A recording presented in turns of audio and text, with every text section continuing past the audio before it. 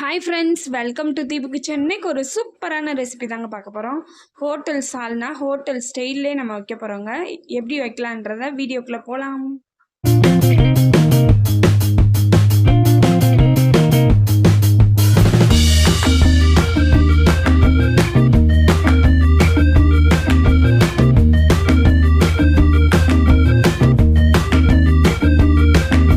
அதுக்கு தேவையான இன்க்ரீடியன்ட்ஸ் என்னென்னன்றதை பார்த்துடலாங்க வாங்க.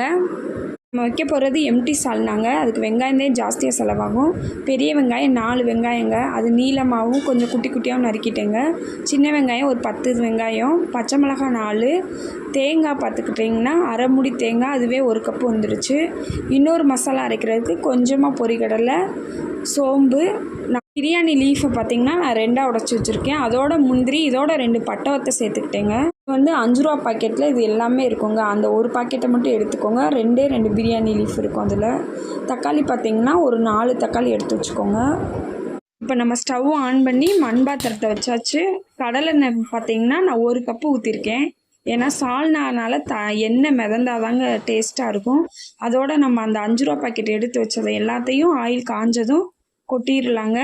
அதே பார்த்து போடுங்க, இல்லைன்னா அதிகமாகிடுச்சுன்னா சால்னா டேஸ்ட்டாக இருக்காது. எதனால் இந்த 5 ரூபா பாக்கெட் போடுறேன்னா, இது வந்து இதில் ஒன்று கூட அதிகமானாலும் அந்த டேஸ்ட்டே மாறிடுங்க. அதனால தான் நான் 5 ரூபா பாக்கெட் யூஸ் பண்ணுறேன். நல்லா எல்லாம் பொரியட்டுங்க. அப்புறம் நம்மளுக்கு சொந்தக்காரவங்களான கருவேப்பிலையை போட்டுடலாங்க. ஏன்னா கருவேப்பிலையை நம்ம சொந்தம்னு சொல்கிறேன்னு பார்க்குறீங்களா? ஆமாங்க, நம்ம உடம்புக்கு எல்லாத்துக்குமே கருவேப்பிலை ரொம்ப நல்லதுங்க. அடுத்து பார்த்திங்கன்னா அந்த வெங்காயத்தை நீளமாக நறுக்கின வெங்காயம், பச்சை மிளகாய் எல்லாத்தையும் கொட்டிட்டேங்க.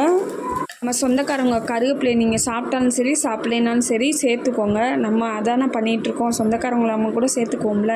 தக்காளி பார்த்திங்கன்னா 4 தக்காளி எடுத்து வச்சுக்கோங்க. அதில் 3 மட்டும் கட் பண்ணி போட்டுருங்க. எப்போயுமே நம்ம அரைக்கும் போது நம்ம தக்காளி எவ்வளோ எடுத்தாலும் அதில் ஒரு பீஸ் போட்டுருங்க.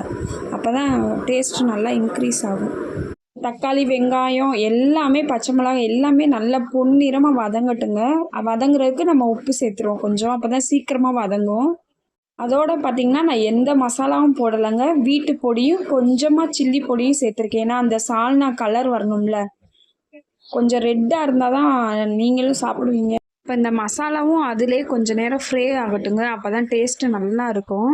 இப்போ நம்ம என்னென்ன போட்டிருக்கோம், பெரிய வெங்காயம், சின்ன வெங்காயம், பச்சை மிளகாய், நம்ம சொந்தக்காரங்களான கருவேப்பிலை, பட்டை, கிராம்பு, 5 ரூபா பாக்கெட்டு, 2 பிரியாணி லீஃப் தாங்க போட்டிருக்கோம்.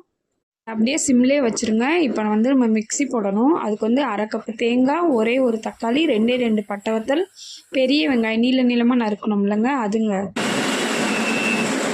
தேங்காய், பெரிய வெங்காயம், பட்டை வத்தல் எல்லாத்தையும் அரைச்சாச்சுங்க. இப்போ நம்ம வந்து அந்த மசாலாவில் கலந்துடலாம். இதை இப்போ நல்லா மிக்ஸ் பண்ணி விட்டு உங்களுக்கு தேவையான அளவு தண்ணி ஊற்றிருக்கேங்க. நான் 2 கப்பு தண்ணி ஊற்றிருக்கேன். சால்னா வந்து லோ ஃப்ளேம்லேயே வைங்க, இல்லைன்னா வந்து அடி பிடிச்சிரும். ஏன்னா தேங்காய் சீக்கிரமாகவே கெட்டியாயிரும். நம்ம தண்ணி கம்மியாக தான் ஊற்றிருக்கோம். இன்னொரு மசாலா அரைக்கிறதுக்கு எடுத்து வச்சோங்க. முந்திரி பருப்பு, பொரிகடலை, கொஞ்சமாக கசகசா எல்லாத்தையும் அரைச்சதை இதில் மிக்ஸ் பண்ணிடலாங்க. சிம்மிலே வச்சு மிக்ஸ் பண்ணுங்கள். அப்போ தான் அந்த பவுட்ரு வந்து கெட்டியாகாது. நீங்கள் தண்ணியில் கரைச்சி கூட ஊற்றலாம், இல்லாட்டி தண்ணி ஊற்றி கூட அரைக்கலாம். அது உங்களுடைய விருப்பம் தாங்க. நல்லா கமன்னு கொதிச்சுக்கிட்டு இருக்கும்போது பார்த்திங்கன்னா நம்ம செல்லக்குட்டி கொத்தமல்லியை போட்டுடலாங்க. உங்களுக்கு செல்லக்குட்டியாக என்னன்னு தெரிலங்க, ஆனால் என்னோடய செல்லக்குட்டி வந்து கொத்தமல்லி தாங்க. இப்போ நம்ம செல்லக்குட்டியை மிக்ஸ் பண்ணிடலாங்க. இப்போ பாருங்கள், இன்னும் கமன்னு வீடே மணக்குங்க. இப்போ இதை நல்லா மிக்ஸ் பண்ணி விட்டு, இது மண் பாத்திரம், அதுக்கு அதனால கொஞ்சம் முன்னாடியே ஆஃப் பண்ணிடணுங்க. நம்ம ஹோட்டல் சுவையில் சால்னா ரெடி ஆகிடுச்சுங்க, எம்டி சால்னா. இப்போ லைட்டாக வந்து உப்பு சேர்த்துக்கிறேன். ஏன்னா 10 நிமிஷத்துக்கு முன்னாடியே நம்ம ஆஃப் பண்ணிடுவோம். இப்போ பாருங்கள், நான் ஆஃப் பண்ணிட்டேன். இப்போ எப்படி கொதிக்கின்றதை நீங்களே பாருங்கள். எவ்வளோ ஹீட்டாக இருக்குன்னு பார்த்தீங்களா பாத்திரம். இப்போ நம்மளுக்கு தான் வந்து கேஸ் மிச்சமாகும். ஸோ அதனால் நீங்கள் ஆஃப் பண்ணிடுங்க. ரெடி ஆகிடுச்சுங்க. நான் சின்ன பவுலில் ட்ரான்ஸ்ஃபர் பண்ணிக்கிறேன். உங்கள்கிட்ட காட்டணும்ல, உங்களுக்கு பார்க்கும் போதே தெரியும் எப்படி இருக்குன்னு. நீங்கள் தாங்க கமெண்ட்ஸ் பண்ணணும், ஹோட்டல் ஸ்டைலில் இருக்கான்ட்டு. உங்களுக்கு பார்த்தா எப்படி தெரியுதுன்னு எனக்கு கண்டிப்பாக கமெண்ட்ஸ் பண்ணுங்கள். இந்த டிஷ்ஷு கண்டிப்பாக உங்களுக்கு பிடிச்சிருக்குன்னு நினைக்கிறேன். பிடிச்சிச்சின்னா கண்டிப்பாக மறக்காமல் லைக் பண்ணுங்கள், கமெண்ட் பண்ணுங்கள், ஷேர் பண்ணுங்கள். தீபு கிச்சனை மறக்காமல் சப்ஸ்கிரைப் பண்ணுங்கள். Thank you so much to all. நான் புரோட்டா பார்த்தீங்கன்னா பாதி கோதுமை மாவு பாதி வந்து மைதா மாவு எடுத்துக்கிட்டேங்க. மைதா அவ்வளோவா உடம்புக்கு நல்லதில்லை, அதனால கோதுமையை சேர்த்துக்கிட்டேன். நீங்களும் அப்படியே ட்ரை பண்ணுங்கள். டாட்டா.